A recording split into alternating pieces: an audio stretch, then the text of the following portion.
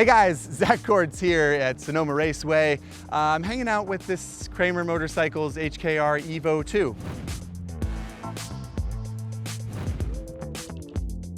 At the center of this lovely German cake is KTM's 690 engine. That's the new one, by the way, 105mm bore, slightly shorter stroke, a little bit more power than the 690 has had in the past. And that's what Krämer chose to use, and I think they made a fine choice.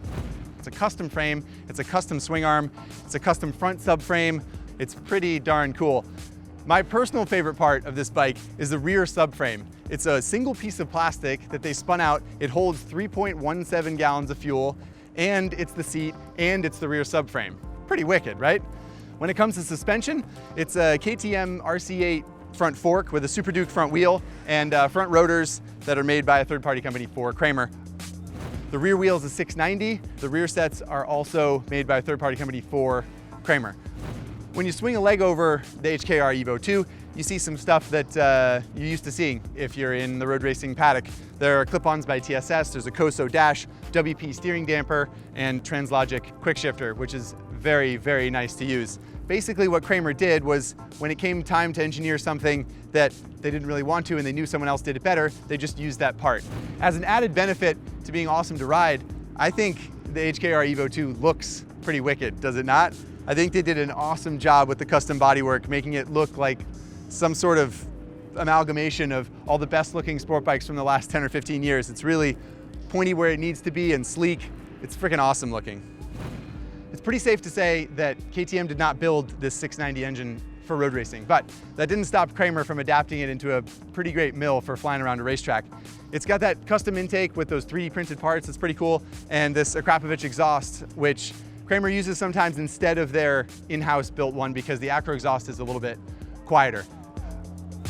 What you get with a 690 single, as you probably know, is lots and lots of torque. And on a long straightaway, sometimes the twins and triples that I was racing against had a little bit better legs, but coming out of tight corners, of which there are many here at Sonoma, the Krämer's awesome. It weighs 280 pounds and has 80 horsepower, which means acceleration is really its strong point. Some people might get on the Krämer and think that it's way too much brake, but way too much brake is exactly how much I want, especially on a road race track. And it's really precise coming into corners. It's totally awesome. So all these high-end components, any guess on how much it costs?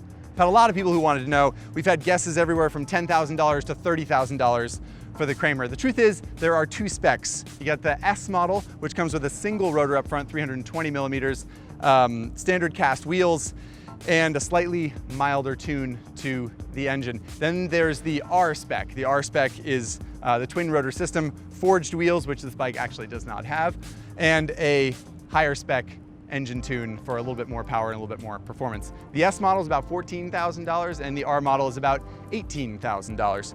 Some of you might be thinking that $14,000 to $18,000 is kind of a lot for a KTM 690, considering how much they are on showroom floors. That's fair, but any of you familiar with road racing paddocks know that preparing a bike for racing costs a lot of money. And Krämer Motorcycles has done this with a lot of engineering know-how, and they've probably done it better than you could do in your own basement. So in some ways you save time, in other ways you save time and money. Either way, it's a pretty bitchin' bike for, realistically in the paddock, not that much money. If you want to learn more about it, you can go to motorcyclistonline.com, where I have almost certainly written a lovely article, or go to Krämer's website themselves at KrämerMotorcyclesUSA.com. Thanks for watching, guys.